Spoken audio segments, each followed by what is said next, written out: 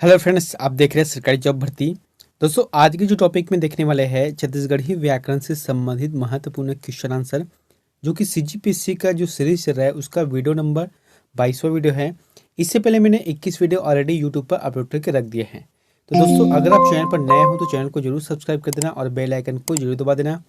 साथ ही इस वीडियो को अगर आपको फ्री पीडीएफ चाहिए तो हमारे टेलीग्राम चैनल पर जाना, वहाँ से आप लोगों को फ्री पीडीएफ मिल जाएगा। आप लोगों के लिए जो पिछले वीडियो में होमवर्क दिया था उसको हम पहले देख लेते हैं। क्या था कि ब्रिटिश नियंत्रण काल में छत्तीसगढ़ के जमींदारों से लिए जाने वाला कर का नाम था। तो इसका जो आंसर क्या जाएगा, टकोली रहेगा। ठीक है, टकोली कर कहा जाता था। जो जमींदारों से कर लेते थे उसे टकोली कर कहते थे। आज का पहला प्रश्न है, यहाँ पर जो सेकंड एग्जाम होगा, यानी कि ये जो है 3 बजे से जो 5 बजे के बीच में जो एग्जाम होता है, उसी का जो सिलेबस है उसी के अंतर्गत छत्तीसगढ़ी व्याकरण से संबंधित जो क्वेश्चन आंसर पूछे जाते हैं वही क्वेश्चन है। कई बोली कौन बोलते हैं? तो कौन बोलते हैं कई बोली? यहाँ पर जैसे कि ऑप्शन है, कौन जनजाति है, कि कमार जनजाति है, कि कोरवा जनजाति है, कंवर जनजाति है। इसका जो आंसर क्या जाएगा, कोंध जनजाति। जो कई बोली है वहाँ कोंध जनजाति लोग बोलते हैं। अब ये कोंध जनजाति कहाँ पर पाए जाते हैं? यहाँ पर देखो, उड़ीसा और आंध्र प्रदेश की यहाँ प्रमुख जनजाति है। जो छत्तीसगढ़ के महासमुंद और रायगढ़ क्षेत्र में लगभग, जैसे कि 2011 में जो जनगणना किया गया था उसमें लगभग 11,000 लोग यहाँ पर निवास करते हैं। तो इस आधार पर देखा जाए तो फिर छत्तीसगढ़ के यहाँ पर जो कोंद जनजाति रहती है वह कुछ खास ही जनजाति है जो यहाँ पर रहती है। दूसरा प्रश्न देखते हैं, छत्तीसगढ़ी भाषा में कतेक स्वर हवे? तो ये यहाँ पर कहने का मतलब है कि छत्तीसगढ़ी भाषा में कितने स्वर हैं। यहाँ पर जो छत्तीसगढ़ी शब्द लिखा है उसका, तो इसका जो आंसर क्या जाएगा, 10 रहेगा। 10 रहेगा। जैसे कि दोस्तों हम लोग हिंदी में पढ़ते हैं तो फिर कितना स्वर है, 13 स्वर है, जो अम और आह को जोड़ने के बाद। ठीक है, तो यहाँ पर क्या बोला गया है, छत्तीसगढ़ी भाषा में कतेक स्वर हावे, तो इसका जो आंसर रहेगा 10 रहेगा। इसके बारे में देखते हैं, डॉक्टर नरेंद्र देव वर्मा के अनुसार 8 स्वर हैं। ठीक है, ये तो है नरेंद्र देव वर्मा का है। लेकिन जो अन्य शासकीय पुस्तक है, जैसे कि छत्तीसगढ़ से जो जारी होता है, महीने का महीना पत्रिका है, या फिर जो भी छत्तीसगढ़ी ग्रंथ अकादमी है, तो उसमें जो है छत्तीसगढ़ी स्वर को कहा गया है, 10 स्वर कहा गया है। जैसे कि कौन कौन से हैं, आ ई उ, उसके बाद है ए और ओ, और इसमें जो है ए और औ को भी अतिरिक्त रूप से जोड़ा गया है। तो कुल मिलाकर 10 स्वर हो गए इसमें। तीसरा प्रश्न है, करु शब्द का भाववाचक संज्ञा क्या है? तो जो करु शब्द है इसका भाववाचक संज्ञा क्या है? इसका जो आंसर क्या जाएगा, यहाँ पर जैसे कि है, कड़वा, करवाई, करवा, करुयाई, इसका जो आंसर रहेगा करु आई। करु का मतलब भाववाचक है करु आई, इसको कहा जाता है। दोस्तों, छत्तीसगढ़ी को अच्छे से देखना, हालांकि हम लोग सभी छत्तीसगढ़ के हैं, लेकिन कई ऐसे ठेठ जो भाषा रहते हैं, ठेठ जो शब्द रहते हैं, उसको हम कभी कभी इसको नहीं जान पाते, है ना, क्योंकि छत्तीसगढ़ी और हिंदी दोनों मिक्स रहता है, इसलिए थोड़ा सा कन्फ्यूजन हो जाते हैं। तो आप जो है शब्दों पर पकड़ अच्छे से बनाना। यहाँ पर चौथा प्रश्न है कि निम्न शब्दों में से समूहवाचक संज्ञा को पहचानिए। अब यहाँ पर जैसे कि समूहवाचक संज्ञा को पहचाना, जैसे कि चौर, डोली, प्यास, बर्दी, इसमें सही जवाब कौन सा जाएगा, बर्दी के लिए है। बर्दी मतलब होता है किसी भी, जैसे कि जानवरों का जो समूह है, जैसे इंसानों का समूह है उसे बर्दी नहीं कहा जाता, वो जानवरों के समूह होता है उसी को ही कहा जाता है बर्दी। अब जो बर्दी में क्या है, एक ही जानवर तो नहीं होता, उसमें 10, 20, 50 जितने भी होते हैं वो होते ही है, तो वही है इसके समूहवाचक जो संज्ञा है वहाँ बर्दी है। पांचवा प्रश्न है, स्वयं कैसन किस्म के सर्वनाम आए? देखो, यहाँ पर बोलने का मतलब क्या है कि स्वयं जो शब्द है वहाँ किस तरह के सर्वनाम है। तो इसका जो जैसे कि ऑप्शन दिया गया है, निजवाचक है, संबंधवाचक है, पुरुषवाचक है, या गुणवाचक है। सही जवाब क्या आ जाएगा, निजवाचक है। दोस्तों, कहने का मतलब क्या है, यहाँ पर देखो, स्वयं कैसन किस्म के सर्वनाम आए, तो जब स्वयं छत्तीसगढ़ी में हम लोग बात करते हैं तो वो जो है खुद के लिए प्रयोग करते हैं, तो क्या हो गया, निजवाचक है। यही इसका कहने का मतलब है। छठवां प्रश्न है, आपके लिए छत्तीसगढ़ी शब्द है। जो शब्द हम लोग बोलते हैं आप, है ना, तो इसका जो आंसर अगर छत्तीसगढ़ी में हम लोग बात करते हैं तो कैसे रहेगा, ओ, ओमन, ते, तुमन। सही जवाब क्या जाएगा, तुमन। जैसे कि हम लोग किसी कभी कभी बात करते हैं कि तुमन कहाँ गिरे हो, तो ये जो शब्द है वहाँ किसी व्यक्ति से को, जैसे कि हम आप शब्द संबोधित करते हैं, तो छत्तीसगढ़ी में ही तुमन जो शब्द सही रहेगा। सातवां प्रश्न है, झूठर्रा विशेषण शब्द का भेद है। तो झूठर्रा मतलब झूठ बोलने वाला। तो विशेषण शब्द का शब्द है, जैसे कि सर्वनामिक विशेषण है, कि गुणवाचक विशेषण है, या संख्यावाचक विशेषण है, या परिणाम बोधक विशेषण है। इसका जो जवाब क्या जाएगा, गुणवाचक विशेषण। देखो, झूठ बोलना एक गुण है, एक कला है, ठीक है, किस तरीके से झूठ बोलना है। अब यहाँ पर शब्द क्या है, झूठर्रा शब्द, यानी कि झूठ बोलने वाला शब्द। तो इसका मतलब है वहाँ गुणवाचक विशेषण के अंतर्गत आता है। अगला प्रश्न है, बहुवचन का द्योतन नहीं होता, यानी कि बहुवचन का द्योतन नहीं होता। क्या है, सब्बो, खाल्हे, अब्बड़ और जम्बो। कहने का मतलब इसमें दोस्तों कि बहुवचन जो शब्द है इसमें से नहीं है। यहाँ पर जैसे कि इसका जो सही जवाब किया जाएगा खाल्हे। खाल्हे मतलब क्या होता है, नीचे की तरफ, नीचे की तरफ मतलब खाल्हे हो गए। लेकिन सब्बो, अब्बड़, जम्मो, ये जितना भी शब्द है वहाँ बहुवचन के लिए प्रयोग होता है ना। जैसे कि सब्बो झनहा, या अब्बड़ झनहा, या जम्मो झनहा, ये जो शब्द है वह हम बहुवचन के लिए प्रयोग होता है। 9वां प्रश्न है, निम्न में स्त्रीलिंग शब्द कौन सा है। अब यहाँ पर यह बताना है कि स्त्रीलिंग शब्द कौन सा है। जैसे कि उनामा है, धान है, कुरिया है, कोलिया है। इसका जो आंसर क्या रहेगा, कुरिया। कुरिया जो शब्द है वहाँ स्त्रीलिंग शब्द है। कुरिया मतलब होता है कमरा, कक्ष होते हैं। अगला प्रश्न है, गुड़तुर में कौन सा प्रत्यय है। तो दोस्तों गुड़तुर में कौन सा प्रत्यय है। गुड़तुर मतलब जैसे कि हम लोग छत्तीसगढ़ी में बात करते हैं कि गुड़तुर बोली है, तो ये जो गुड़तुर शब्द मतलब मीठा बोली है ना। तो इसका जो आंसर क्या रहेगा, तुर आ जाएगा, तुर, गुड़तुर। तो अब जो प्रत्यय किधर लगता है, पीछे लगते हैं, तुर इसका आंसर रहेगा। दोस्तों छत्तीसगढ़ी का जो प्रश्न आंसर है आपको अच्छे से देखना, इसके शब्दों को पकड़ना, क्योंकि इसमें से जो प्रश्न आते हैं आपसे एक भी प्रश्न नहीं छूटना चाहिए, क्योंकि ये हमारी लोकल जो शब्द है, लोकल जो बोली है, इसको पकड़ के रखना चाहिए, ताकि इसका जो भी प्रश्न आता है, जो भी क्वेश्चन आंसर आता है, तो ये गलत नहीं होना चाहिए। कम से कम इससे हम लोग जो है स्कोरिंग कर सकते हैं, जो एग्जाम दिला रहे हैं वो स्कोरिंग कर सकते हैं इससे। अगला प्रश्न है, माई पीला में कौन सा समास है। अब देखो यहाँ पर बोला क्या गया है, माई पीला। तो जो माई पीला है इसमें कौन सा समास है। इसका जो आंसर क्या जाएगा, द्वंद्व समास है, यानी कि एक दूसरे से। माई और पीला, माई मतलब हो गया उसके माँ हो गया, और पीला हो गया मतलब उसके बच्चे है ना।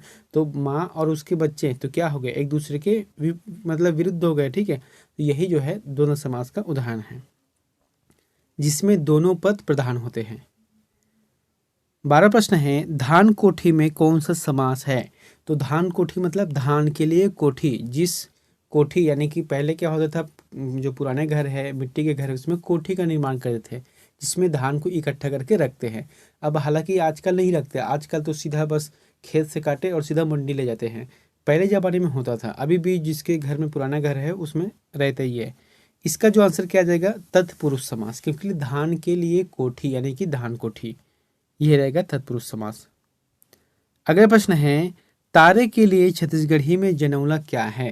तो जो तारे है उसके लिए छत्तीसगढ़ी में जनौला बोले जाते हैं। उसमें से कौन सा है सही। जैसे कि पहला क्या है, 5 भाई के एक अंगना, ये तो नहीं हो सकता। उसके बाद दूसरा क्या है, रात म गरु दिन म हरू, ये भी नहीं है। तीसरा क्या है, ज़्यादा मीठा मक्कारी परय, ये भी नहीं है। पर्रा भलाई और गगन भर छाई, ये जो आंसर रहेगा सही रहेगा।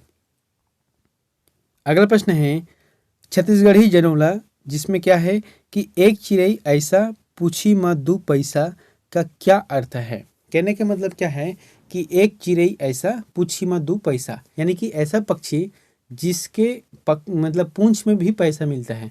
तो इसका जो आंसर क्या रहेगा, मयूर। मयूर जो ऐसा पक्षी है जिसके पूंछ में, जिसके पंख में उससे पैसा प्राप्त किया जा सकता है। अगला प्रश्न है, सगा होना मुहारे का अर्थ बताइए। तो जो सगा हो रहा है मुहावरा है, तो इसका अर्थ क्या रहेगा, अपना होना। जो अपना रहते हैं वही सगा रहते हैं। जैसे कि एक तो होता है परिवार होता है, और परिवार से बाहर अगर हम किसी से रिलेशन बना रहे तो वो क्या हो गया, सगा हो गया। अगला प्रश्न है, 10 खिला जड़े है दरबार में परे है, पहली का अर्थ है। तो यहाँ पर जो पहली बोला गया है, कौन सा पहली है कि 10 खिला जड़े है दरबार में परे है। इसका जो आंसर क्या जाएगा, पतरी रहेगा। पतरी के लिए प्रयोग है दोस्तों। अभी तो हालांकि पत्तल का प्रयोग होता है, जो ऑटोमेटिक रेडीमेड जो बना रहता है वही। लेकिन पहले ज़माने में क्या होता था, जो पत्ते होते थे, ठीक है, उसको जो है अलग अलग पत्ते को जोड़कर इसमें बनाया जाता था। अब जब जोड़कर बनाया जाता था तो इसमें क्या है, मतलब जो लकड़ी है, ठीक है, लकड़ी से जो है उसमें छेद कर करके कहते हैं ना यहाँ पर जैसे कि 10 खिला जड़े हैं और दरबार में पड़े हैं, उसमें जो है खिला के रूप में बना देते थे और वह पत्ता के रूप में बन गया और वह दरबार में पड़े रहते थे। अगला प्रश्न है छत्तीस का संबंध होना मुहावरे का सही अर्थ क्या है। तो छत्तीसगढ़ संबंध होना मतलब मुहावरे का अर्थ क्या है, जैसे कि बोलचाल में क्या बोलते हैं कि तोड़ मोड़ 36 के आंकड़ा है। तो इसका मतलब क्या है कि किसी तरह का संबंध ना होना। पहले संबंध था लेकिन अब जो है उस संबंध खत्म हो गया, तो किसी भी तरीके से संबंध का ना होना 36 का संबंध होना है। अगला प्रश्न है घोंधिया पठारी किसे कहते हैं। तो घोंधिया पठारी किसे कहते हैं, ये प्रश्न ज़्यादातर प्रश्न SCG-PSC में ही पूछे जाते हैं इसको। तो आंसर जाएगा इसका श्राद्ध कर्म संपन्न कराने वाले ब्राह्मण रहते हैं उसे कहा जाता है गोंदिया पठारी, और ये दोस्तों ज़्यादातर जनजातियों में प्रचलित है। अगला प्रश्न है अप्सरा का छत्तीसगढ़ी पर्याय है। तो जो अप्सरा है उसका छत्तीसगढ़ी पर्याय कौन सा है, जैसे कि अप्सरा है, अपरा है, अपक्षरा है या नचकारहीन है। इसका जो आंसर क्या जाएगा नचकारहीन आ जाएगा। सिंपल से उदाहरण है, पहले ज़माने में क्या होता था, अभी भी होता है, जैसे गांव में नाच गम्मत होते हैं, ठीक है, रात भर का प्रोग्राम होते हैं, तो उसमें क्या है जो लड़की के रूप में तैयार होती थी, ठीक है, अब वो क्या है अप्सरा की तरह दिखने के लिए बहुत सारा मेकअप करते हैं, लेकिन काम क्या है उसका नाचने के लिए है। तो यही इसका आंसर रहेगा, छत्तीसगढ़ी में उसको नाचने वाली को क्या कहते हैं नचकारहीन। तो यही आंसर रहेगा अप्सरा का छत्तीसगढ़ी पर्याय नचकारहीन। अगला प्रश्न है कौन सा युग्म असंगत है। तो कौन सा युग्म है जो कि असंगत है, जैसे कि धुर्रा है तो धूल, ये सही है। रापा है जिसे फावड़ा कहा जाता है, ये भी सही है। फरिया है जो कि थाली है, ये गलत है ना। फरिया और थाली में कोई मेल नहीं है।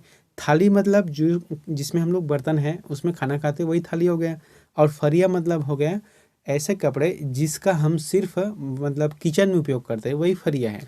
और एक है लबारी जो कि झूठ, ये सही है। तो फिर हर इसका जो आंसर रहेगा थर्ड रहेगा। अगला प्रश्न है छन शब्द में जो छत्तीसगढ़ी शब्द विकसित हुआ है वह है। अब जैसे कि जो छन शब्द है उसको छत्तीसगढ़ी में क्या कहा जाता है, छीन, किन, कन और छीन। सही जवाब तो क्या जाएगा इसका छीन आएगा, लेकिन अब कौन सा छीन आएगा, एक पहला वाला छीन आएगा कि चौथा नंबर का छीन। सही जवाब क्या जाएगा चौथा नंबर का छीन। इसमें जो है छोटा ई का मात्रा रहता है। अगला है डॉक्टर रमेश चंद्र मेहरोत्रा किस विषय के विद्वान थे। तो डॉक्टर रमेश चंद्र मेहरोत्रा किस विषय के विद्वान थे, इसका जो आंसर किया जाएगा भाषा विज्ञान, भाषा विज्ञान से संबंधित है यहाँ। अगला प्रश्न है नीचे दी गई पहेली का सही उत्तर बताइए।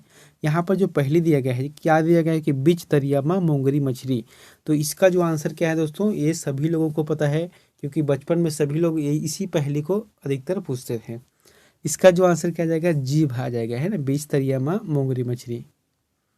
अगला प्रश्न है बग बग और भग भग जैसे शब्दों में जो विशेषता है वहाँ है। यहाँ पर जो शब्द दिए गए हैं छत्तीसगढ़ी शब्द, एक है बग बग है और एक है भग भग। तो इसका जो आंसर क्या रहेगा विशेषता में, यहाँ है अनुकरणात्मक। अनुकरणात्मक, अनुकरणात्मक मतलब क्या होता है, जैसे मैं कर रहा हूँ वैसे सामने वाला करता है। जैसे कि बग है तो वो भी बग करेगा, और एक है भग है तो वो भी भग करेगा। तो ये क्या है अनुकरणात्मक विशेषण का विशेषता है। अगला प्रश्न है चंदर लगना मुहावरे का अर्थ है। तो चंदर लगना ये चंदा लगना, इसका मुहावरे का अर्थ क्या है।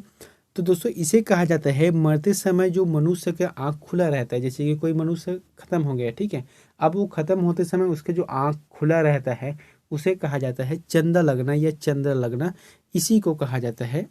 चौथा सही रहेगा। अगला प्रश्न है निषेधात्मक शब्द है। तो यहाँ पर जो 4 ऑप्शन दिए गए हैं झन, पार, डार और बर, इसमें से निषेधात्मक यानी कि नकारात्मक शब्द है।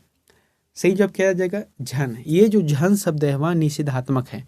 कैसे, जैसे कि एला झन कर, ऐसा मत कर। तो जो ये झन शब्द है ना, ये जो है क्या है किसी को मना करने के लिए कह रहे हैं, तो यही जो है निषेधात्मक है। और बाकी जो पार, डार, बर ये जो है नहीं है। अगला प्रश्न है चटकन के का उधार का सही अर्थ है। जैसे कि क्या बोला गया है चटकन के का उधार, मतलब है अगर कोई चटकन जैसे कि झापड़ लगा रहा है, ठीक है, तो अब झापड़ का क्या उधार रखना है, उसको तुरंत ही उधर ही चुकता कर दो, तो ये क्या हो गया, चटकन के का उधार। तो यहाँ पर जो सेंटेंस दिया गया है इसका जो आंसर रहेगा पहला रहेगा, अहित करने वाले का अहित अवश्य करना चाहिए, ये जो आंसर सही रहेगा। मतलब जो अहित कर रहा है आपके लिए, जैसे अहित कर रहा है तो उसके साथ भी अहित तुरंत कर दो, यही तो आंसर हो गया इसका। अगला है सुख के दिन आना का छत्तीसगढ़ी मुहावरा क्या है। तो सुख के दिन आना मतलब क्या होता है छत्तीसगढ़ी मुहावरा में, दिन बहुना। दिन बहुना मतलब दिन जो है बीत जाना, कैसा दिन बीत जाना, सुख के दिन में। आंसर आ जाएगा पहला रहेगा। अगला है कुबड़ा बुढ़वा खून खाए जनौला के उत्तर दीजिए। यहाँ पर बोला क्या गया है कि कुबड़ा बुढ़वा खून खाए, तो कुबड़ा बुढ़वा मतलब क्या होगा, इमली। इमली के लिए कहा गया है, इमली को देखना आप सीधा कभी नहीं रहता, वहाँ हमेशा टेढ़ा ही रहते हैं, ठीक है। तो यही क्या है, इमली है, और इसको ज़्यादा खाने से क्या होता है, खून खराब होता है, तो इसीलिए कहा गया है। अगला प्रश्न है सिंह द्वार शब्द में कौन सा समास है। तो जो सिंह द्वार है यानी कि सिंह के लिए द्वार, सिंह द्वार, तो इसका जो आंसर क्या जाएगा, कर्मधारय। कर्मधारय समास का उदाहरण है।